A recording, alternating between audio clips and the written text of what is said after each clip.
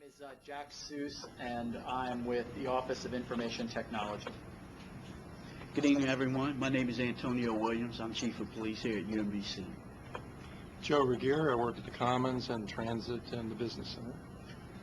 David Klerman. I work in residential education, supervising the staff in the residence halls, programming judicial matters. Hi, my name is Chris Gunther. I work in the residential facilities area of residential life. Hi, Mike D'Arcangelo. I work in the athletics and physical education department.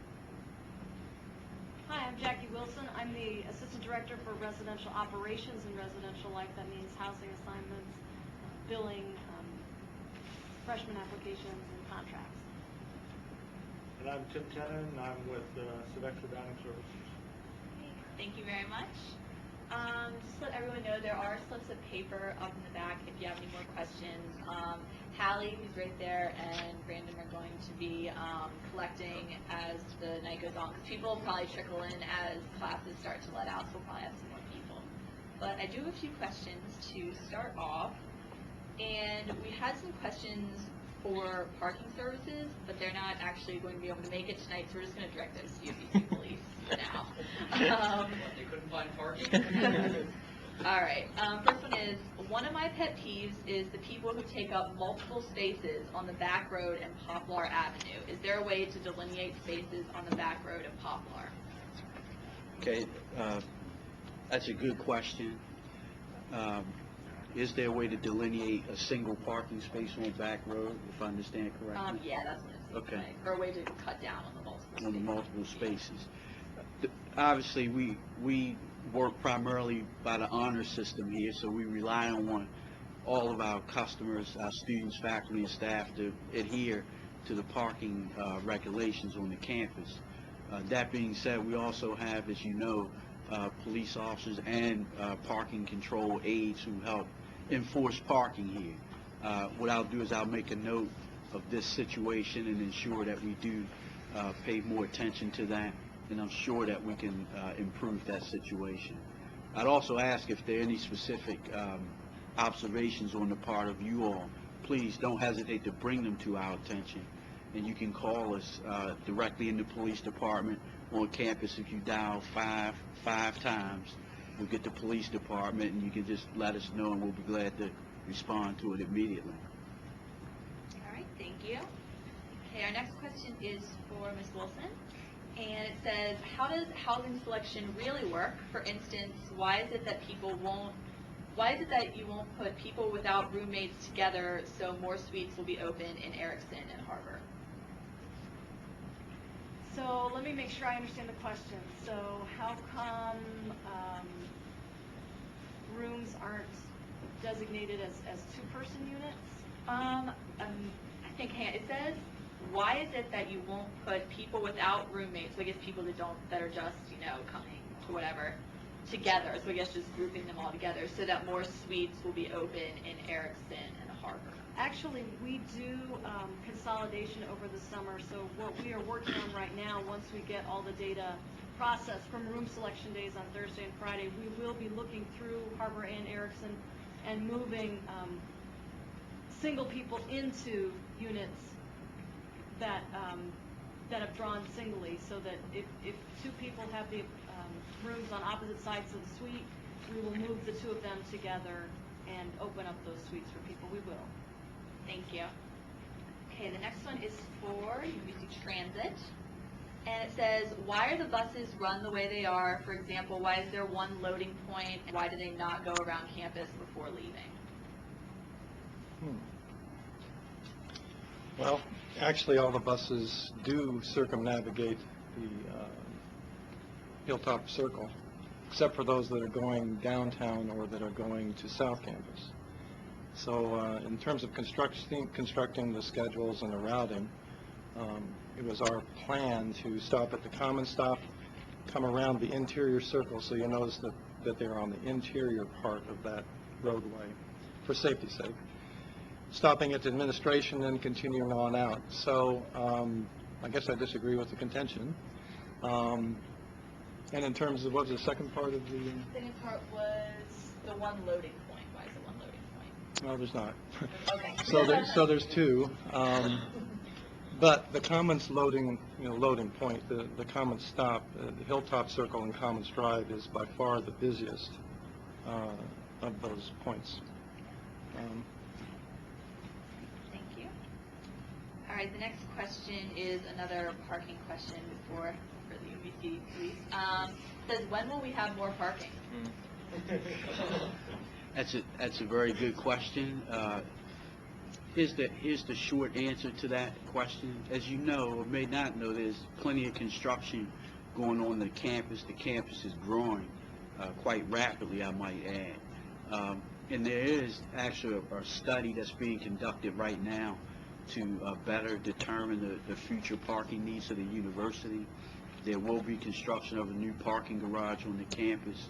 And we also expect that once the study is completed, we'll have a better idea what our actual needs are to include reevaluating current parking. Some of that, as we look at what we currently have, in some instances we believe we'll probably be able to make better use of some existing spaces and increase available parking as well. We recognize it's a challenge, and we are working on it very diligently. Thank you very much. All right, the next question is for Ms. Wilson again. It says, when will we have more housing? Well, as Chief Williams alluded to, there is a housing master planning study that is being conducted as we speak, and I believe, Chris, they are going to unveil their findings Probably over the summertime. probably around June. Okay. So the June or July. results of that finding will be made available to students and staff June and July. Based on the results of that housing master plan, we will be able to go forward with questions about new buildings, whether it's new buildings or whether we're going to be renovating older buildings. So until that comes out, we will be waiting for the results of that study. Thank you. Okay, the next one is for OIT, and it says, simply please fix the Blackboard issues. I guess there are some issues with Blackboard. I don't know specifically what they're referring to, but that's what the card says, so. Well, I guess in terms of Blackboard, the one thing that we've been trying to understand is we get questions that Blackboard is down, and actually all the stats show that Blackboard has been up almost all semester. What we notice, though, is some people have a problem logging into Blackboard where it'll stay in sort of a circle where it's trying to log you in, and we haven't been able to track down what's causing that. It seems that when people close their browser and reopen it, they're able to log in. And so we're working on trying to see if we can rework the way that we do the login process for Blackboard over the summer, but we think it's an issue with the browsers that people have, and we're going to try to communicate that a little better. Okay, great. All right, the next question is for someone, I guess anyone in Res Life wants to answer this question. What is the future of the West Hill apartments? Yeah, I mean, that's a very good question. One of the reasons why we're doing the master plan is for determining West Hill and other areas what their future is.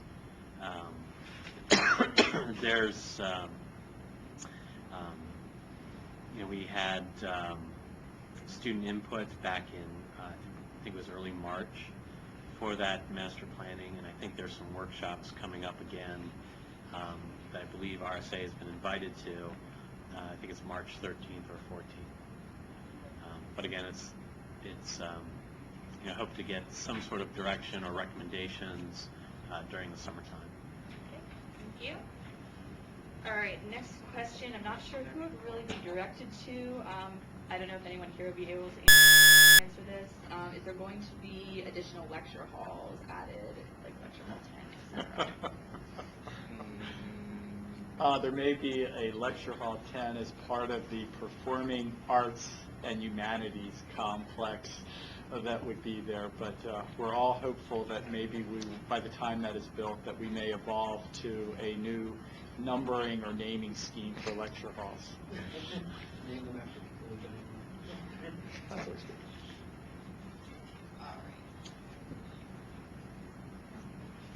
Okay. All right.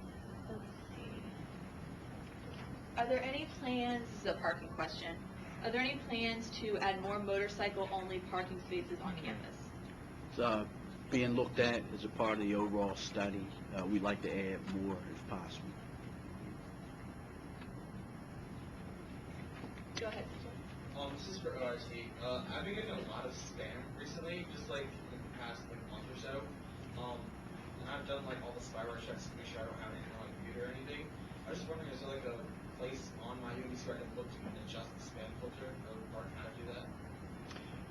Yes, there is a spot under the personal tab of my UMBC, and then there's an email section, and there's something that you can go in and adjust your spam settings, and lower numbers will find more spam, and higher numbers will let in, actually, let me do that. Lower numbers are more rigorous in that it will identify more mail as spam. Higher numbers are a little bit less rigorous, so you can look at what your number is and drop it down 1 or down 2 if you want to do that. Just as an aside, given that we're trying to fill time partially, about 92% of all the email that comes in is spam. And so, as you think about the amount of spam that you get in your inboxes, we're going to be we're thinking of making some pretty drastic changes as we go into next fall, because we've had a lot of problems with email on campus because of the spam situation. So a couple of things that we're going to do is, I'm curious how many of you forward your email to an outside account? A couple people.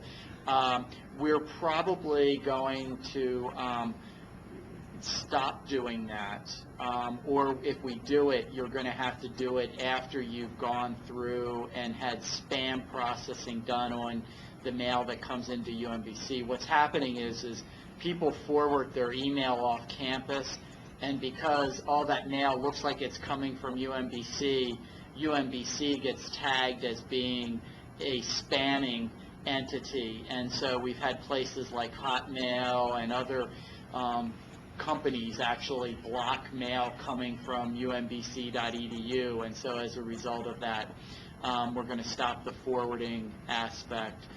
We're also looking at some other things related to mail that we haven't finalized just yet, but that may also offer some other options for students.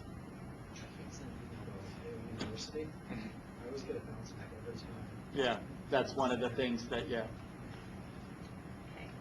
Next question is also for OIT.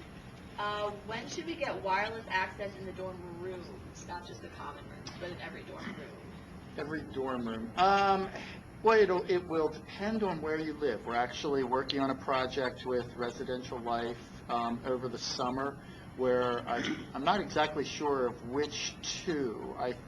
I know we're planning to do 2 of the main residence halls in the next year, where we will put wireless throughout the residence hall. We're then going to do a number of them the second year, and probably in all it'll take close to 3 years to get every place having wireless throughout. But it's been identified by Residential Life as a priority among the students, and so we're working with them to try to get this done as quickly as we can. Pardon? It may at some point, but that would be year 3. What we want to do in the first 2 years is the largest spaces first, because that's really where the majority of people are, and then we'll try to look at some of the outlying buildings and things like that in the 3rd year. So I would say apartments will probably be the last spot for this. All right, are there any other questions just in general? This one's for athletics. Obviously, our sports teams have had unprecedented success over the last couple of years. How does that affect, I guess, money flow into the athletics departments, or are they looking, does that money that you guys end up spending back on students, or does that go to more scholarships, or does that money even exist, I guess? I'm curious, how the success plays out and how it will lead to more success. Sure. Success in the athletic department is kind of given to us in an indirect fashion. In other words, the publicity that it brings to the university when the basketball team made it to the NCAA tournament, all the media coverage, the different outlets, USA Today, Washington Post, a lot of great articles on us. In terms of the financial success, by being successful, there was a bonus that the NCAA gave us. We share that with our conference, because a big part of being a successful athletic department is being in a good conference. And so when we share that with our conference, in turn, we hope that eventually will come back and help us in the long run. The conference also gives us a small bonus, which helps us host the tournament and kind of future our success within athletics. Thank you. Anyone else with questions out there? Go ahead, Jim. Question for Joe. What happened to that white van with a flag on it that used to drive around? This might be years ago. There was a little shuttle bus that took you to your car kind of thing. Yes, you're speaking of Wave and Ride? Yeah. Yes. Wave and Ride was a casualty of the budget in terms of a driver and gas and as many persons as it was moving. First, it was scaled back to be viable on poor weather days. So it was really just based on usage. And then over the last few years, the budget crunch for transit's been pretty enormous in terms of maintaining an older fleet. Although we have a third new fleet, we still have quite a few older buses. So it is a casualty of the budget. Does the van still exist? The vans still exist. Up and down the Walker Avenue Hill. Many students would take advantage of that. We actually have plans for a ski lift, and that way. Yeah, wireless. If you'd like to undertake some fundraising for the Wave and Ride resurgence, I would love to do that. Any other questions?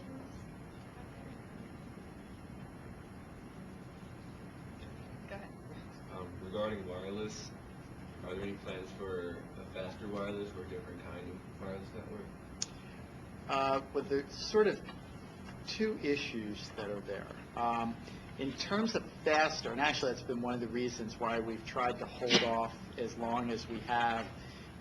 There's a new standard for wireless called 802.11n, and actually, like Apple has a station that comes out. Unfortunately, it isn't completely standardized yet, and so the vendors are just getting ready to begin shipping products early this fall, is what we've been told. And so unfortunately, that doesn't sort of meet our schedule for everything that we're going to do. We've been using the Cisco wireless equipment, which has worked pretty well. What we plan to do is it's upgradable to the N you can replace the radios inside the units. And so we will end up probably having to upgrade the radios at some point. But I would say over the next couple of years, as the N standard comes out in the fall, that's what we're going to be looking to take all of the wireless to on the campus over a 2 to 3 year period, because it's a lot faster and it actually works better in terms of the distance and things like that, but it's just not standard. The other thing that we're taking a look at is we want to take a look at the tower, and there's something called WiMAX for next, and WiMAX is a new standard that is just sort of finalizing itself, and this is going to become popular on cellular phones in about 2 years. And so what we want to do is we want to set it up so that UMBC would be able to have a WiMAX set up using our own sort of cell phone tower to be able to cover the bulk of the campus. And so that would give a lot more aerial coverage while you're out and about if you had a laptop that had that capability. So that's the two things that we're sort of thinking about with regards to that. I should say one more thing on wireless, since you have no other questions. The one little thing that we're going to do for people is we think that the iPod Touch is going to be really popular in the fall. next year. And so we're going to set up a way where if you have an iPhone or an iPod Touch, you will be able to register your device. And since we don't consider it much of a security threat, once you register your device, you won't have to put in the username and password each time you want to use the Wi-Fi on campus. So we figure it'll be a lot more convenient for people to take out the device and check their email or surf the web and not have to worry about logging in. So that's one little thing we're trying to do. Go ahead. To grill OIT some more. Hey, it's not fair. You got the police and parking. You got food service. Touching on the iPod Touch thing, will that extend to all Pocket PC devices type things, all mobile? No, and it may ultimately be, we may add some additional things. The reason that we can do it fairly easily with the iPhone and iPod Touch is it's relatively easy to identify those devices as being mobile devices. The Ethernet MAC address is registered to Apple. They're using something called Safari Mobile. So when you start to go to other devices, there's so many different vendors. It's harder to be able to identify the complete list of Windows mobile devices. But we're going to try the iPods and then expand as we get requests. My main question would be also, last town hall you had mentioned something about allowing students to opt out of going through the campus firewall for games and other such things. What's the status of that? Well, and hopefully you recorded it, because at last town hall I said for next fall. And so we're still having plans where we want to do that, so that you'll have the opportunity to go in and say you want to be exempted from the firewall at that particular point. And will that allow inbound traffic also? It will. What will happen, though, is when you drop carrier, you will ultimately have to do that. It won't be a one-time the rest of the semester. You will probably have to go in and do that as you are, like right now where you would sign in, you would have to be doing it as part of sort of that process. So if I stay logged in the entire semester? Which some do. That may, in fact, stay in place, yes. Okay. I'm not sure who would be able to answer this the best, probably a bunch of people, but the campus cable service, where are we with that, and like what benefits could we potentially see from those efforts?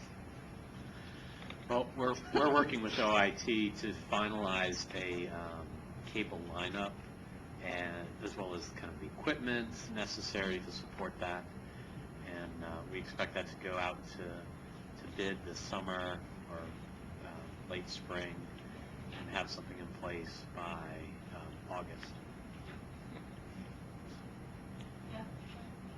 Along with that, when it is finalized, can there be like a sheet with the channel listing available, like one desk?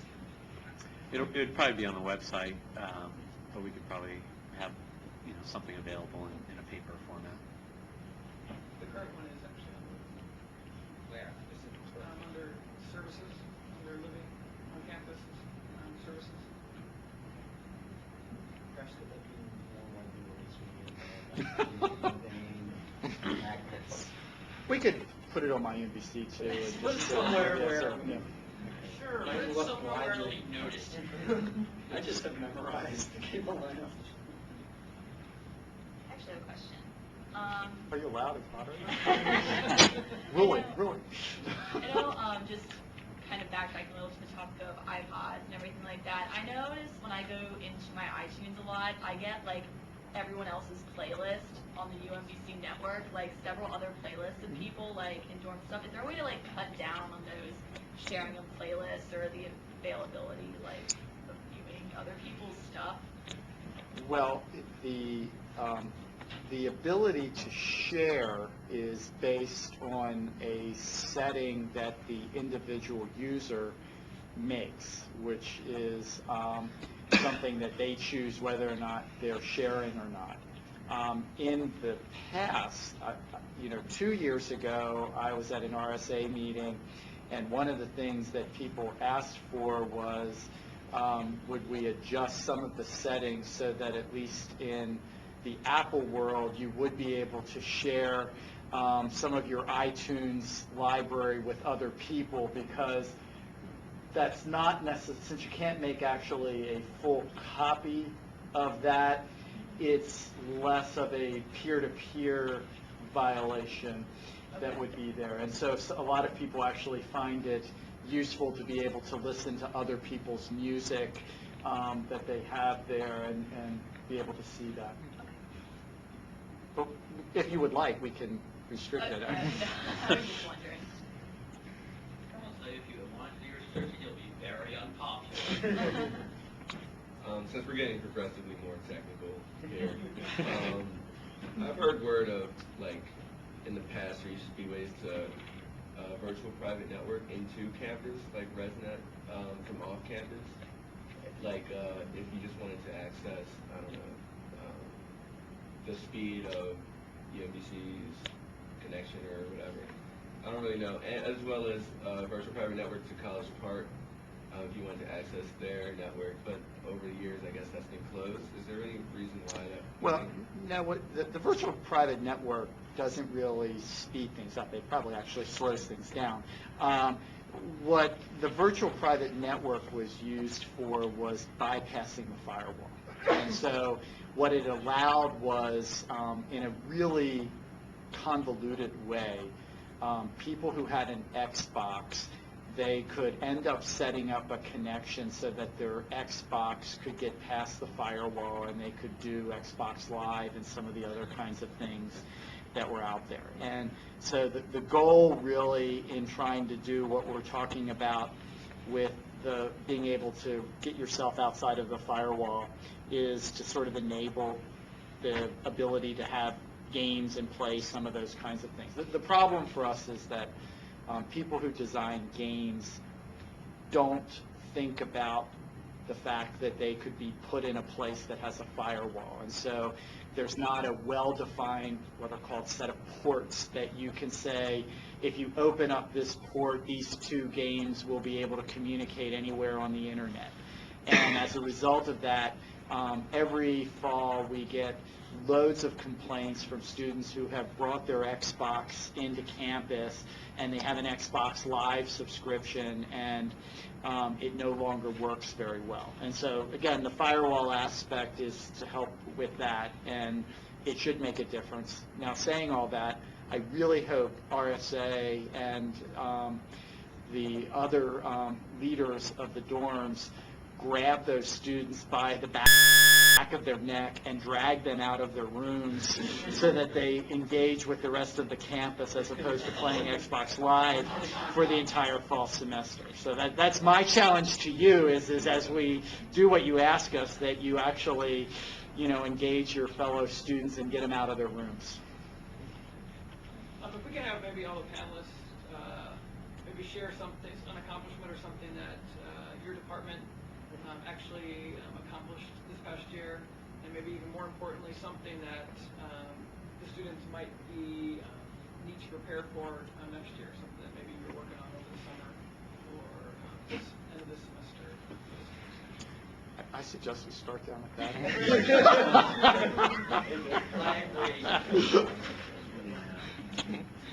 Well, yeah, I'll start. I mean, I don't know about listing any accomplishments.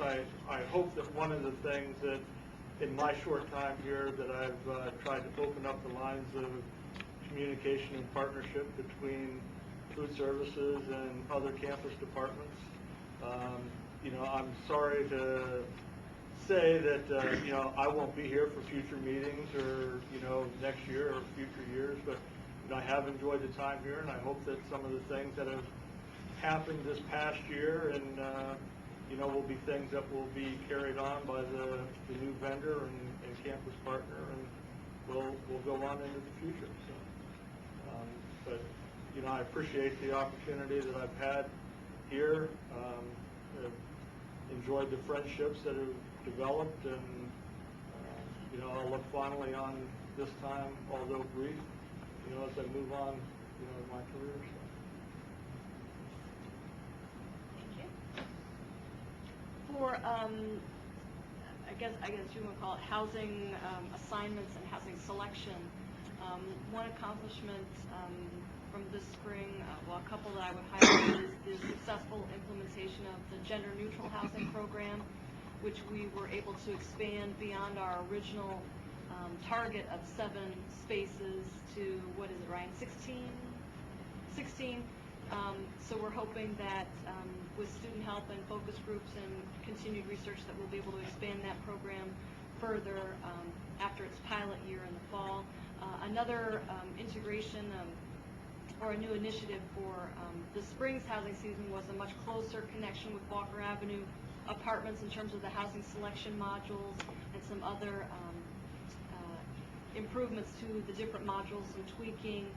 One thing on the housing wait lists, for example, for those of you who may be joining that either because you didn't get an assignment or joining the wait list to get some kind of upgrade, whatever that means to you, we have divided the waiting list so that you can choose a space based on staying with your roommates or choosing a whole new community, sort of depending on what's important to you. So we've tried to tailor that a bit more so that it works better for students. Challenges in the future, or things to look forward to or look out for, as the case may be. We are going to be very, very full in the fall, so we ask for your continued patience and support as we anticipate using all of our temporary rooms, for example. So I know those of you who are serving as RAs and so forth know how challenging some of those spaces can be. For those of you who don't know what temporary rooms are, those are the study lounges that have been converted to student space when we are overbooked, and we're definitely going to be overbooked in the fall. So again, we appreciate your partnership with us to make those successful and make the students who live there feel very welcome and part of the community. As far as athletics and physical education is concerned, we've obviously seen on-field, on-court success with the basketball team and now the lacrosse team being number 5 in the country. And our main goal is to get all the students on campus involved, whether it be through our physical education classes. I've worked to try to get some different classes in. This summer we're going to have sand volleyball and just a mixture of different activities that students can take for physical education. And on top of that, we've been working to continue to grow the club sports program. 25 teams now. We have the tennis club team a part of our program now, and obviously our open recreation from 7 a.m. to 10 p.m. We want to keep that a part of your daily college experiences, and we think that's very important, obviously. In terms of future growth, we're hopeful for large enrollment, and with large enrollment comes some more fees to be able to do upgrades in the rack. Who knows, an arena down the line. We do have in the plans for the Walker Avenue fields to be leveled, regraded to 120 by 60 yard full fields. That way students can utilize that for their recreational needs or club sports or the 30-plus intramural programs that we run. Well, this last year, probably the most visible thing was the renovations over in Susquehanna to the lobby and floor lounges. This coming year, we're going to be kind of spreading around a little bit. We're replacing furniture over in Patapsco in the common areas, in the lobby and floor lounges. Potomac is getting new carpet in the common areas, hallways, floor lounges, lobby area. And we're kind of excited about that because all of the existing carpet is going to be recycled. So that'll help the kind of the campus sustainability efforts. And then we have some other projects that are in the works that we've kind of already mentioned, like new cable television lineup, wireless in some of the residence halls. Thank you. I think within the residential education area, one of the accomplishments that isn't so visible is there's a significant turnover in some of our staff this past year, and we brought in 6 of our 9 community directors were brand new, and of course over half of the RA staff was also new. And this year, while it's only been my second year at UMBC, I've seen an increase in the types of programs, an increase in the student interaction that exists in all of our communities, and I think all that goes to really going towards our mission in terms of creating an environment where students interact, learn from one another and such. With the help of Brian as well, we've been able to move a little bit further into some online practices with our selection processes, and that has also been very helpful because students like the technology, as we've learned, or we already knew today. Challenges for the future, it's difficult to predict challenges or what it is that we are looking to do in the future. We look to continue to have a great, wonderful staff, an opening in the fall that's going to go smoothly. I will say that we are having another round of paraprofessional selection to increase the size of our pool, especially males. So if you know of some qualified males who would like to apply, please encourage them. Applications should be available tomorrow, I believe. But I mean, I think we work to go on a regular basis of presenting some good programs for students, and obviously some of that happens through RSA as well. In terms of the Student Affairs Business Service Center, we launched a website this year that in the coming year will be populated with more online forums, some advising. So in terms of organizations being able to spend money and us being more and helping them being accountable for their funds in SGA, we're going to do more with training and look at some models for online training in terms of accounting. So that's pretty exciting for that group of folk that will be engaging our student population on a daily basis online. In terms of transit, technology seems to be the buzzword. SGA supported the purchase of some software that makes it possible for the buses to be tracked online. And then we found out that that cost increase was going to be even higher because of where we're located in the Catonsville geographic area and signal strength and so forth. And SGA, to their credit, also came forward with a little bit more money, another $15,000 to make the full system workable. And that'll be up and running July 1st. Look for more on that as to how you use it. In essence, it tells you where the buses are via a Google-type balloon on a map, which is very useful information for our daily commuters.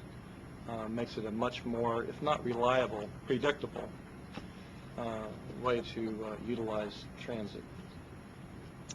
In terms of the commons, we've seen, again, technological-wise, we finally have seen the implementation of our digital storefront for Common Vision, which means that you will be able to print or secure your banner online and have proofs of that come back to you. And I think that's a big step forward for the campus, so that you have a print shop here that can address your needs. In terms of moving forward in the Commons, we've got, again, some refurbishing. We have some carpet replacement and recycling that's going to happen, particularly in the game room and the second floor area. So we're only a few years into the building, and we're already seeing the stresses of student use, which is great. But we're going to try to stay ahead of the curve with that. We also increased our student maintenance force, and if you haven't seen the Commons recently, we'll take a look and just check out where we were about a year ago and where we are now in terms of cleanliness and the upkeep of the walls and so forth. The custodial contract, we let a separate bid for that facility, and we found that was a wise investment. We are spending more, but we're getting a lot better result. So that's great because the pressure on the commons is enormous. I guess that's about it. The game room should be interesting looking, more interesting looking in the fall. So check that out. And that's probably where the gamers come. They take their Xboxes, then they're in the game room. So, but they're having a good time.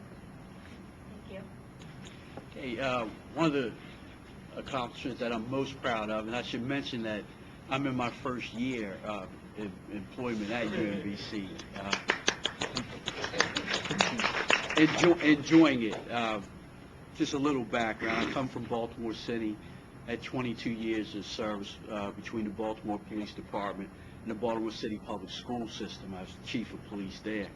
One of the things that I'm very proud of here was the successful implementation of the E2 campus notification system. As you know, everyone's more in tune to safety and dealing with emergency situations since Virginia Tech and Northern Illinois and places like that. And I'm proud that this campus was eager to get a mechanism in place to be able to notify our student body if we need to. And hopefully all of you have signed up. How many have signed up for E2 campus? And hopefully we've only had to use it twice, which is a good thing, to notify you when the campus was closed or opening late. And we do test it periodically, and actually in comparison to other universities, we're doing pretty well in terms of the number of people who sign up for it. So we're very, very proud of that. We're also proud to report a modest decrease in overall crime at the university from 2006 to 2007. We're on track for an even more significant reduction of crime this year. So we're pushing very hard for that. A couple of things that we're working on right now that I think will impact you and are good things. One is, we talked a lot about parking situations, and outside of the study and all that, the campus has, they're in the process of purchasing something called the T2 Flex Parking Management System. You won't see any change in terms of parking spaces from that system because it's a software implementation. But what it will do is make our parking services system more efficient. It will also help us to be better customer service oriented, and you'll be able to do things like have improvement in getting your parking permits online. Hopefully you won't acquire a lot of fines for parking, but if you do, you'll be able to pay those online. And the whole idea is to have a system that's more customer service oriented, more user friendly. Also, this fall, we'll be reinstituting the rape aggression defense training. So hopefully that'll be something that particularly our female students will be looking out for and be interested in. The campus had that previously. For some reason it was discontinued. I sent some officers to be trained for that, and we'll be starting that back up in the fall. So we'll be advertising when those classes will start back up. And just the whole area of preparation in terms of emergency preparedness and all that, we're getting in a much better position to be able to handle situations as they occur. We have a good relationship with Baltimore County Fire and Police and the Health Department, all the entities that we need to be associated with to be better prepared in case something were to happen on the campus. So very proud of those things. Thank you. Well, I think I've been asked questions, so a lot of the new things have been talked about. A couple of things that just weren't, I'll just mention. Many of you know and interact with Collier Jones, who does the MyUMBC portal. And so Collier has a number of interesting things. Oh, that's me. Sorry. Let me just cancel this one. Okay. Collier has a number of interesting things up his sleeve related to the fall. So There's a lot of new things that we're going to be looking to try to do in My UMBC that will help sort of broaden the content that we can provide through My UMBC and continue to make it an appealing spot for people to use. One of the other things that we're looking to do is, and this will be a pilot, it'd be relatively limited, but it's more to try to be a proof of concept, is we want to set up a few LCD displays around campus, and the idea with the LCD displays is that we'll be able to take spotlights and other sort of event information and be able to sort of rotate it through the LCD displays in some of the building lobbies and things like that. And so the hope is to start to get more places where we can be putting up information about events and trying to get people engaged in finding out things as to what's happening on campus. Thank you. I think, hi.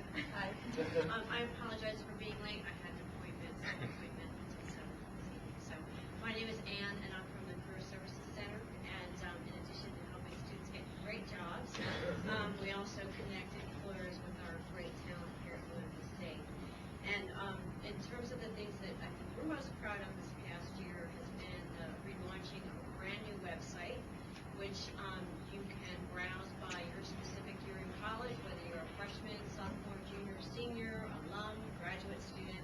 And there's very specific information for each of those populations in terms of what you probably want to be thinking about in terms of your career planning.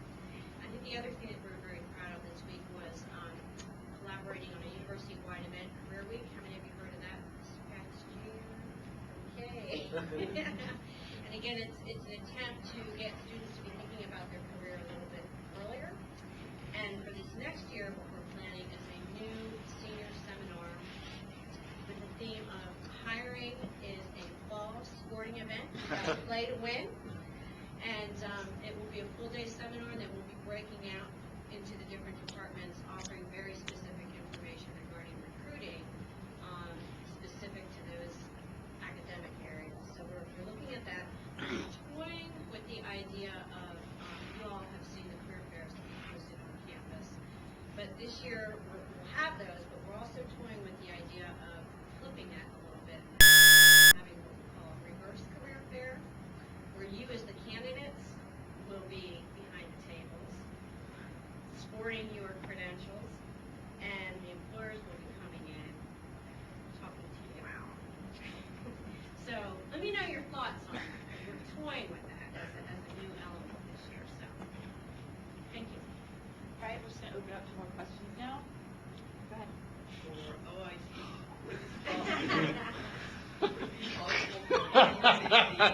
Have a Keep finding a way. narrowband friendly page. Hey, what? A narrowband? You mean more of a mobile or? Well, for example, when I was trying to check my grades during winter break at my grandparents' house, it was a pain in the neck because they have a dial-up connection. These elderly people who aren't getting with technology. I probably fall into that category, so I can say that. I don't know. I mean, you know, the reality is that that is a lot of work for very little. I don't know what the demand would be for that, and it could be a lot of work to be trying to create much, slimmer sort of content. So I'd have to think about that. I'll take it back to the portal people and ask them, is there a way where they can do it as a with a CSS style sheet that's more text oriented and limit the graphics? But I'm not sure, so I don't want to commit to that since this is being taken. Food question, not Wendy, but for Tim. I was just wondering, I was kind of bringing back the feedback of some other people who wanted me to address it Town Hall, and I don't know if it's been discussed with the new vendor yet, but I know, as always, we have to use our flex dollars, but the student food fund particularly, if we have any money in that, will that be carrying over with the new food vendor, or do we have to use that before the end of the year? Anything that is with your meal plan now will need to be used by the 21st. Anything that's with campus dollars will certainly carry over. So I know the question was kind of like, it's not the campus dollars, but it's like the actual student food fund, so, I just didn't know if that was more with campus or. I wasn't sure. I know, does Reslike put that on cards for people that come early? Is that what the food fund is for?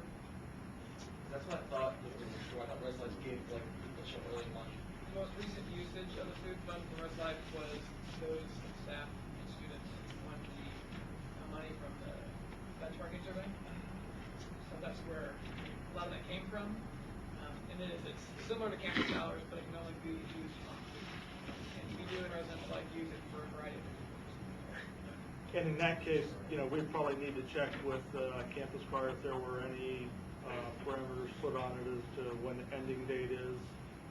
Sometimes things that aren't used, you know, by a certain point might go back into, you know, that department's funds. Whichever one of you wants to go. Question for Joe. Are there plans to accept credit card at many of the fund services, non-vision, game room, the commons information index, what have you? No. I would like to say yes. Again, it is a cost factor. And in terms of negotiating through with a third-party vendor, that may come more into play as we see the new food service contract roll out. So I guess I wanted to delay that answer and see what happens. I know there was requests in the RFP for more flexibility around that. So we on our own cannot provide that yet. It goes a little bit cross-counter to where we wanted to go with the one card, and making your one card your ticket to everything you need on campus. And making the connectivity between the credit card or your credit card and the one card was something that we wanted, and we're there now. So we'd just like to see put money on that one card and be using that, because that is going to become more of the security card for campus. It's going to be integrated more into the fabric of how you operate on campus, even more than it is now. I'm just, for instance, like, I don't put any more dollars in competition, I go to keep those because people will charge them on credit card. One of the features that's going to be coming with the digital storefront may be turn on that option. Again, that becomes more one of those budget decisions, and see what the return on that could be. We do have that capability.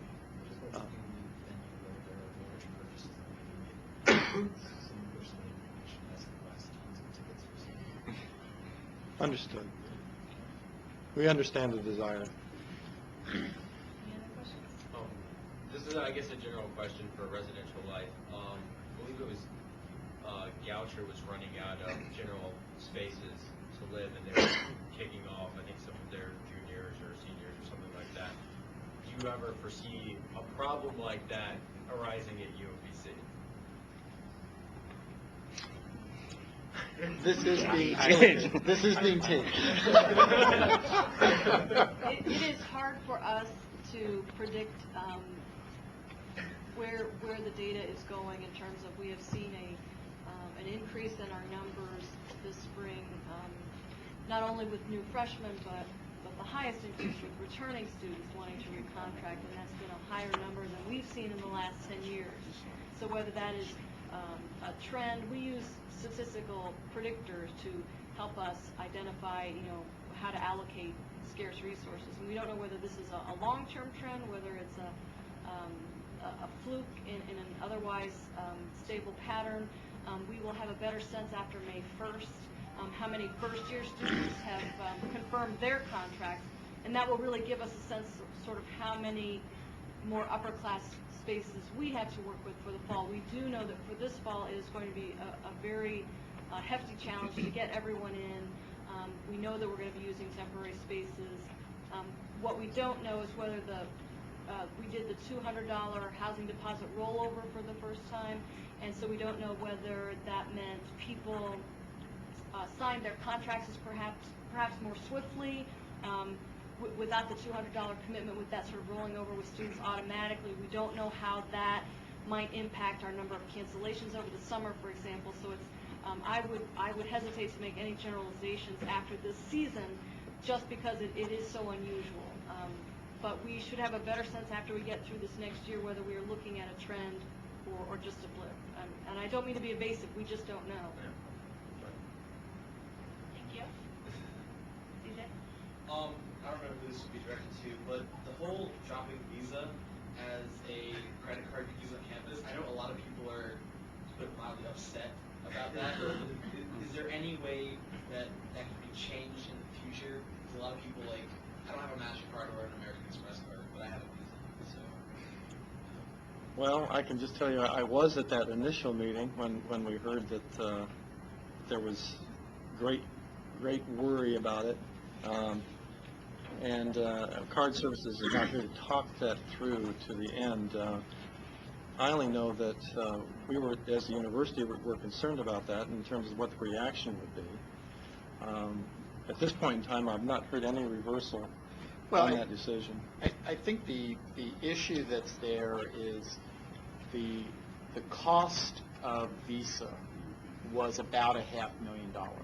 So when you pay for something with a Visa, you know, the Visa doesn't remunerate 100% back to the institution that you make a purchase of. They keep a certain percent, and they remunerate, you know, somewhere between anywhere between 95 and 98%, depending on your volume. If you're Walmart, you might get 98%. What was happening is that UMBC was essentially losing about $500,000.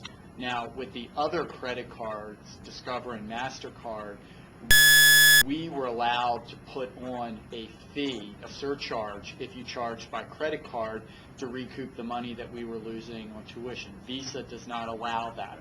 And so what happened is that Visa said you can pick one fee that you want to use as a credit card, you know, surcharge that you use for all transactions. And it's just unwieldy for a place like UMBC.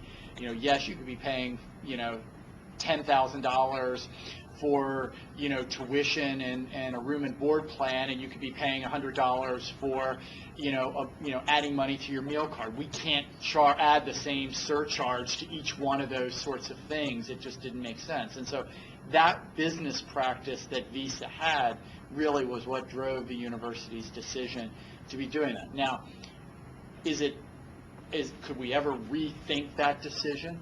Yeah, I think it's always possible to rethink that decision, and we could reestablish a merchant relationship with Visa. I think what the campus is really trying to do is understand the budget was tight, and we just couldn't absorb the $500,000 hit that was going on and still maintain the level of programs across everything that students wanted. And so that's sort of the conundrum right now that the university's in. I wouldn't say that we would never reconsider it, but I think we would want more data before we would feel like it was an absolute necessity that we had to do that. Neither of which is for OIT. First is for Bresley. Thank you for getting the pool table fixed in the Chesapeake game room. Second is also having to do with pool tables for the Commons. Why is the game room charge for that? Again, the Commons, okay, if we didn't charge you there, which is basically a user fee, the Commons fee would go up by some percentage. So in terms of the game room and historically what the game room has done, it's been a user-based service.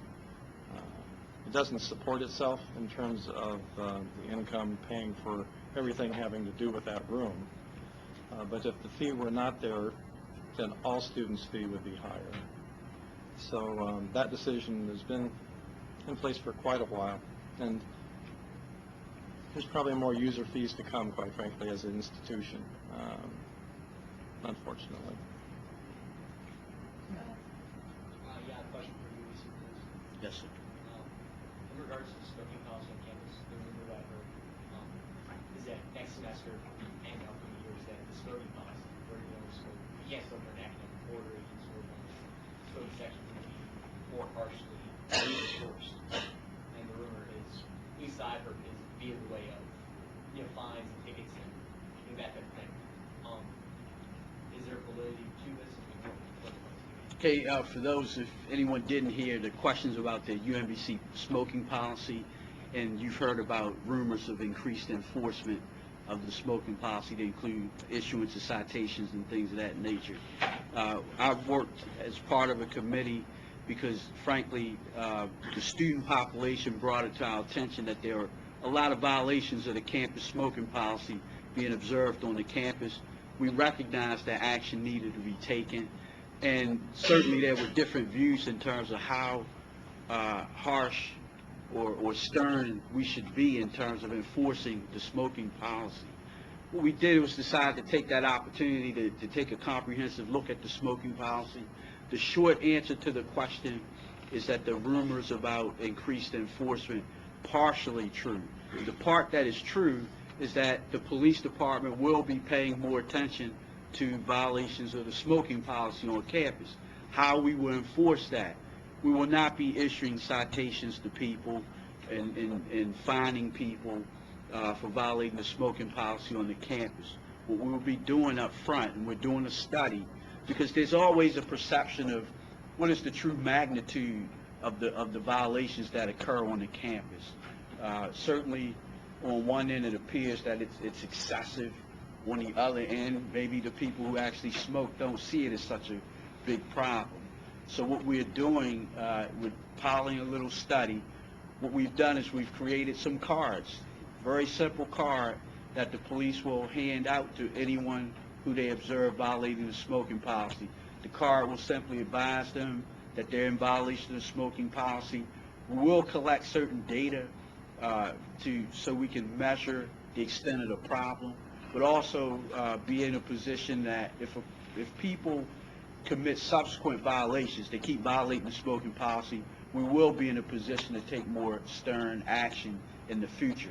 But off the bat, we won't be issuing citations or fining people off the bat.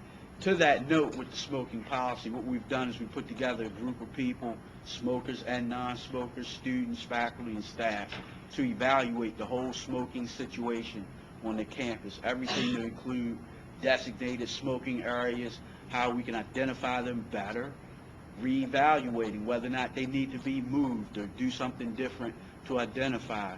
And it's a unique challenge because on one hand, as you know, there's a law in the state that says it's against the law to smoke in state-owned or public spaces. On the other hand, there's a certain right, if you want to call it that, of people who do smoke to be able to at least have some place out in the open where they can. So we want to balance the needs of both parties, so we're bringing people together and using it as an opportunity to have a more comprehensive approach to improve. So you may see some improvements there in very soon, but the police are simply going to be walking around. They'll look for people, and if we spot people violating the policy, our goal is to get people to comply with it and respect the law and the rights of the people who don't smoke on the campus. So it's doing it in a way that we pay more attention to it, but yet we're not going to turn it into a police state. Nobody's going to be getting them locked up because they're smoking in a non-smoking area. I just want to add, because I'm on President's Council, and I think it's important that the chief is really doing an incredible job. The students came to the President's Council and asked for the smoking policy. This was student initiated over multiple years.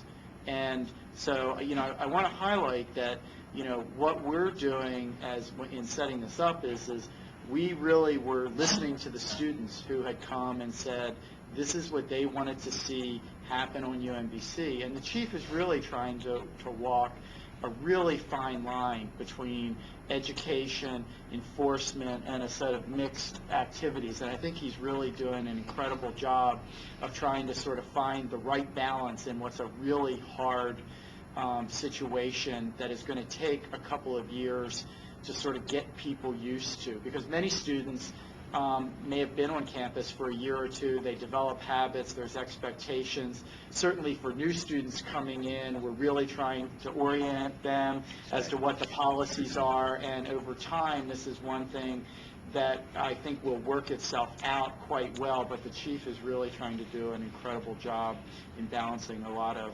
difficult situations there. Yeah, we're hitting it from every end, everything from student orientation, faculty and staff, employee orientations. People get a message when they come in the door that this is a smoke-free campus. There's other opportunities to get the message out, but yet, trust me, the message has been heard. And frankly, what we get from students is that it's mostly faculty and staff that violate the policy. Of course, when we talk to faculty and staff, they blame the students. So it's, you know, it is a bit of a tightrope, if you will, but we're confident that we can strike a good balance and get to the bottom of it. You're welcome. I have a question for physical education. Are there any plans down the road for maybe perhaps expanding the weight room space along the campuses somewhere? I know it's kind of hard to say expand it, but are there any plans to do more weight equipment and more cardio? Sure. Actually, our weight room in the RAC facility, the one that was built in 1999, had plans to go further behind the Retriever Activity Center due to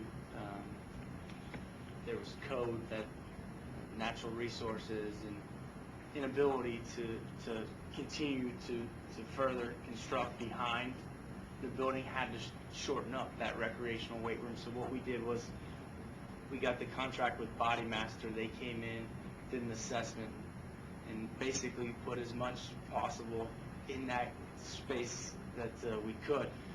In terms of refurbishing and revitalizing the area and the cardio, absolutely.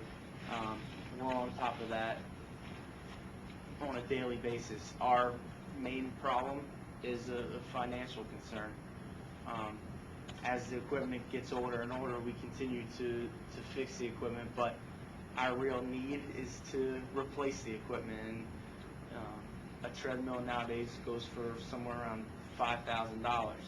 So, absolutely, it's in the plan, and you know, I'm your number one fan in terms of being able to get some refurbishing and, like I said, new equipment in the area. Just actually another question. Sure. For physical.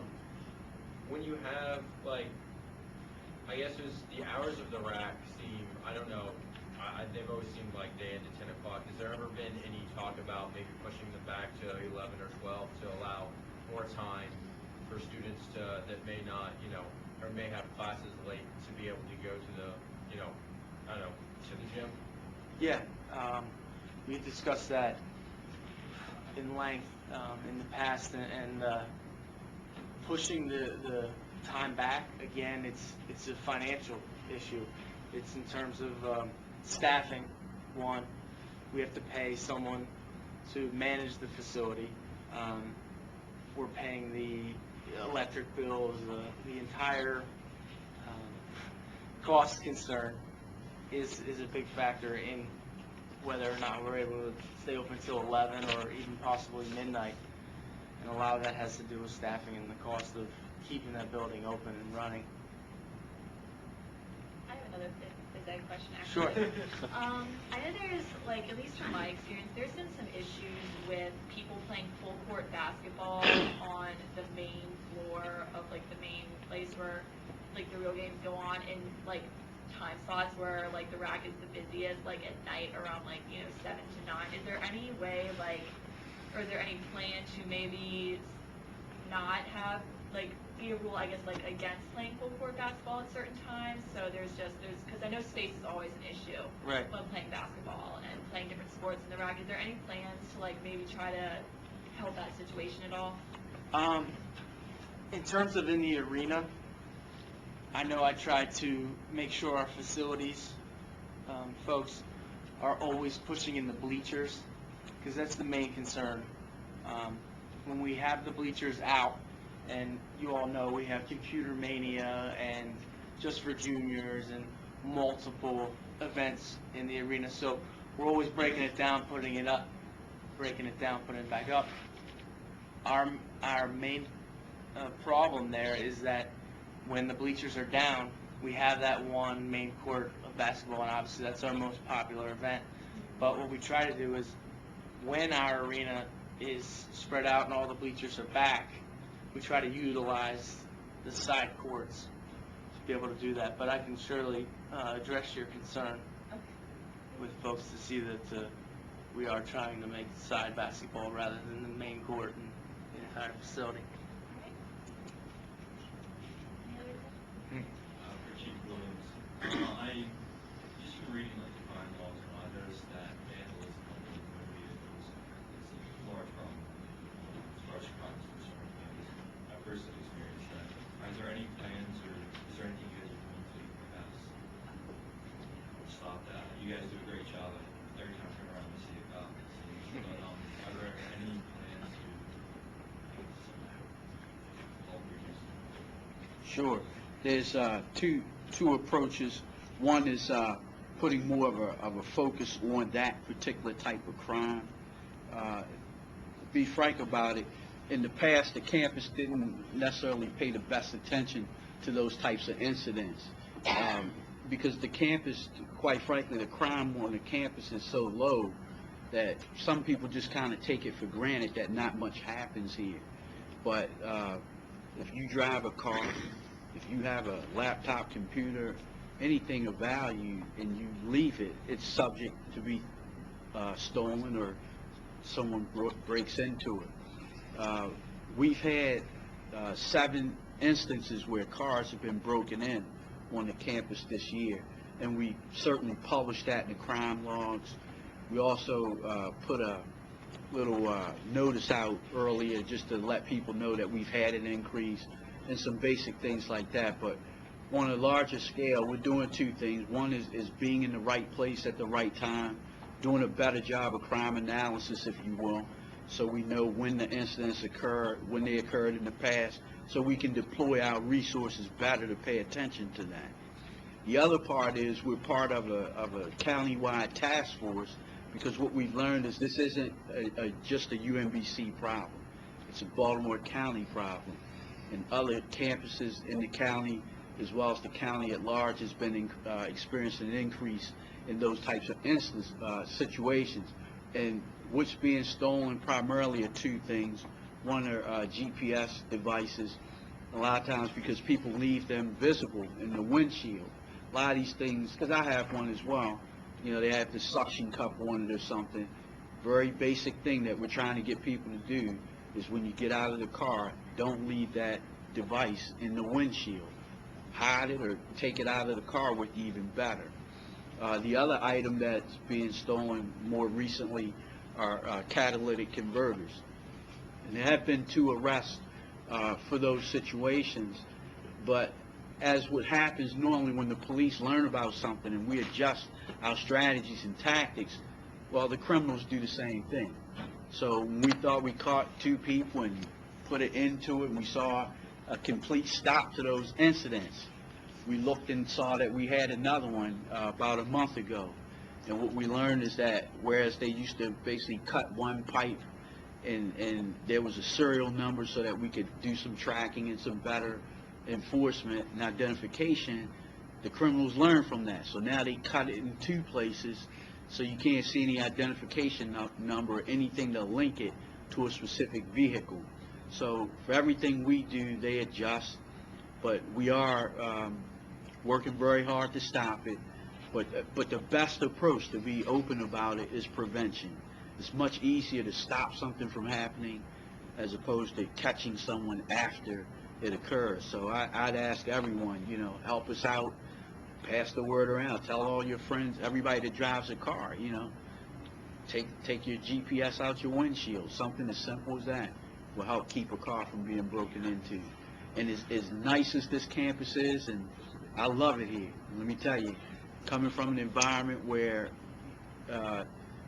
we'd have 200 thefts a day where cars are broken into, to come to a campus where you have, maybe 5 or 6, less than 10 in a year, it's a great thing, but we shouldn't be lulled into thinking that this campus is completely crime-free. If there's opportunity, and there are people, some that come from the outside on the campus, others who are here already, so prevention is our primary strategy. On that same note, on Friday night, I left my windows down at that bar. Sure enough, on Saturday, there was a little ticket, or not ticket, but it was a little awareness kind of thing. As we go, exactly what you're talking about, for the roll windows. We are more aggressively patrolling, and the idea is not to, sanction people or punish them if they're caught in a situation like that, but to use it as an opportunity to make people more aware. Like I said, very simple things that we can all do to prevent, and no one's immune from it. I mean, if I leave my car with the windows down or unlocked, they'll steal from me. So it's not, doesn't depend on your position or your status, but we can all prevent an opportunity. Okay.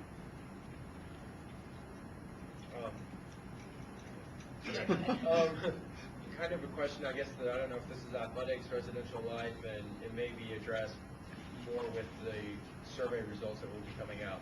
Has there been any bringing sports kind of back into the residential area? I know, like, intramurals have gone other places, but in that same respect, not just bringing sports back in, but like maybe like basketball courts, stuff like that, expanding what's offered. And I don't know if that's athletics, residential life, but yeah. Well, that's part of the questions we're asking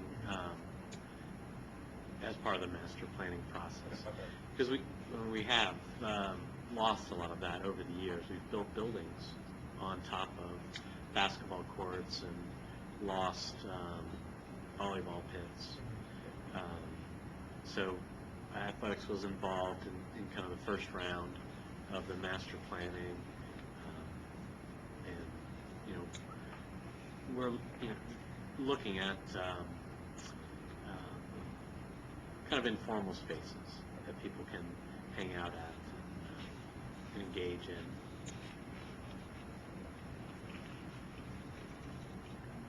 Along that line, I was wondering if there's any plans, definite plans for the whole building team? No, I mean, no definite plans. No.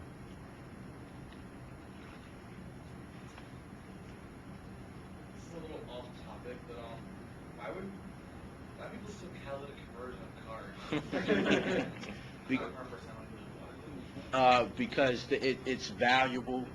It has gold inside to help with the conversion.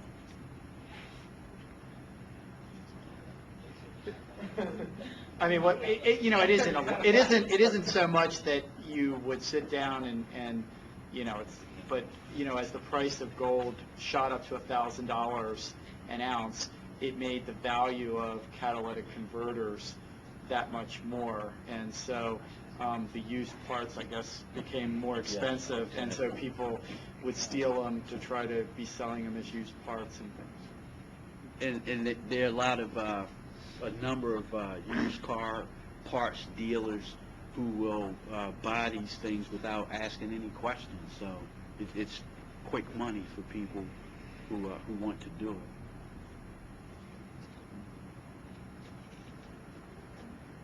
Is there any way to get some sort of a unified schedule of events?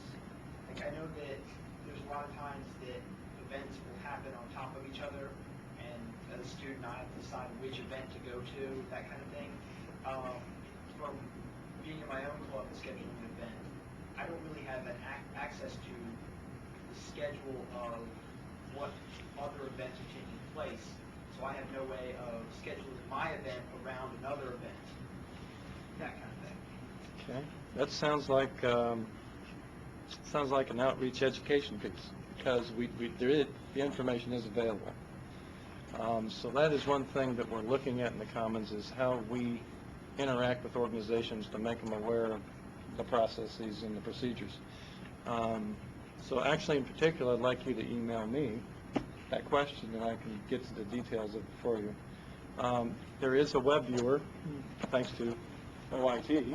Well, I think, though, your question was more around, is there more of a master calendar to be understanding? I mean, the reality is you could go in today, you could look, and there may be no events that you think are going to conflict with yours. You schedule yours, and then tomorrow someone comes in and creates an event, and it's going to conflict with yours, and you may have the same audience that you're trying to go at. And I would say that if we tried to manage that, you all would be pummeling us over being too controlling of activities. And so, hopefully student groups are sort of checking this out before they schedule their event, but there is a little bit of a lead time from when you put your event in to when it gets approved and put on the calendar. And so in that period of approval, you might not know of other events that are also in the pipeline as well.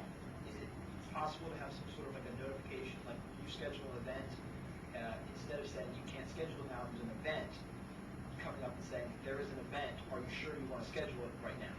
That kind Well, of thing. in terms of that dialogue, the event management process is in the process of changing to make more available pertinent, that exact information and more advising about your events.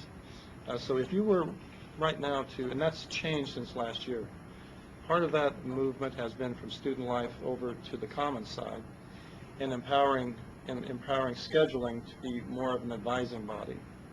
So what was in the past has somewhat changed and will by the fall be, I think, even better in terms of what kind of interaction you're going to have with scheduling. They're going to ask you some more pertinent questions about those particular things.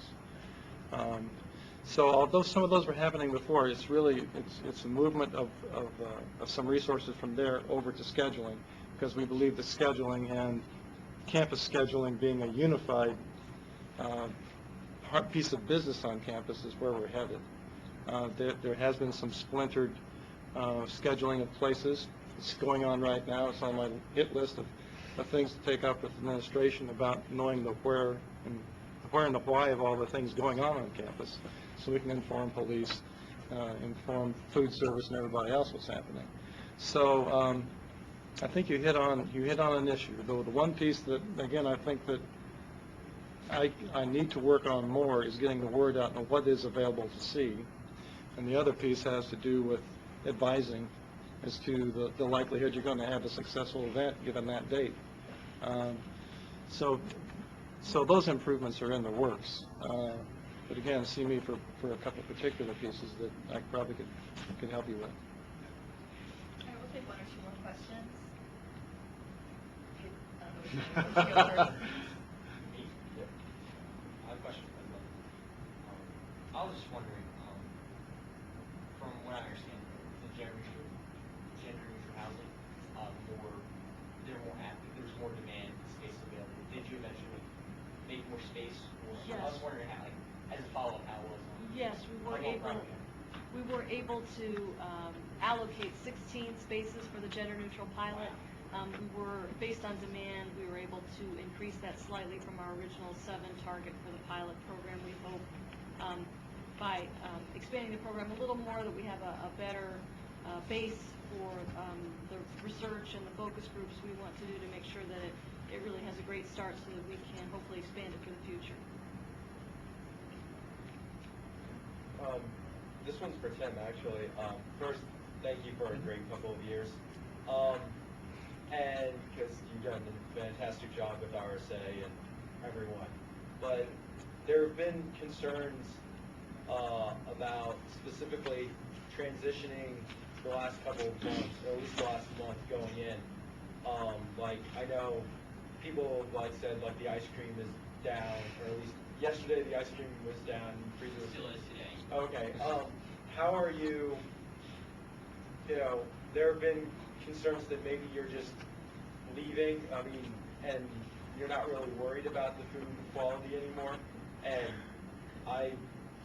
is there any way that you're trying to hedge off, because obviously I know that you're not doing that, but there is this kind of thought around campus that it might happen.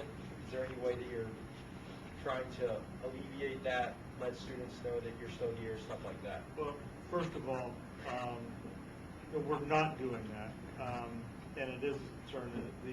The ice cream freezer actually has been down. It's been called in about 5 times. You know, they were supposed to be out yesterday. They were supposed to be out today. You know, it's a vendor piece of equipment. You know, we're kind of at their mercy. You know, we had a smaller one. We did put out a couple of other, you know, tubs to address that. But, yeah, I think that, first of all, I can't stop what other people think, okay, or what they say, but what I can assure you and assure the university and assure the new contractor is I'm going to do everything that I can to try to make it a smooth transition. You know, it's a small world, as you'll find out when you get out into the workforce and, you know, when you start your career, is that you never want to burn any bridges because, you know, a job that you leave today, you may be going back to, and you know, through mergers, acquisitions, or other things in 2 years, 3 years, 5 years. So I'm going to do everything that I can to make sure that, you know, that we maintain good operations, that we say that we're going to do what we've been hired and contracted to do, you know, up to the very end. That being said, you know, I'm not going to just, you know, turn over, you know, open records and everything to the, you know, to the new vendor, and, you know, they need to, you know, they need to learn and grow and do things that, you know, what the type of method and business practices that they're used to. So, you know, I think that there's a lot of misconceptions out there now, you know, about the contract, the proposal, all of that. You know, some of it is kind of a one-sided view. You know, I know what was, you know, proposed and, you know, what the commitment was from, you know, from my company moving forward, and, you know, was a business decision that the university made. But I have no ill will or ill feelings towards anybody. So, and if anybody does, you know, if you think that there are things, please, you know, give me a call, email me, and I will address them. But that's certainly not the intention. Okay, thank you. Okay, are there any other last burning questions? The Passover meals, what started off good but got worse as the week went along. For example, Thursday night's dinner was Passover TV dinners. Well, first of all, I mean, we had put in, you know, a proposal to do the Passover meals. A decision was made jointly that there was going to be an outside restaurant and vendor. You know, we didn't really have any control of what they delivered. We know that there were some hiccups in the process and some things that they said that, you know, were going to be delivered, didn't get delivered, and you know, some things were mislabeled and mismarked. But it wasn't anything intentional. But we'll certainly bring those comments back up to Rabbi Jason and you know, the committee. So, you know, in the future, hopefully it won't be an issue. Any final questions? All right, I'd just like to say thank you to all of our wonderful panelists. Get a round of applause. And thank you all for coming. If you have any additional questions, you can always email these wonderful people here, and they will answer them for you. So thanks for coming. Oh, and there's food down here. Help yourselves.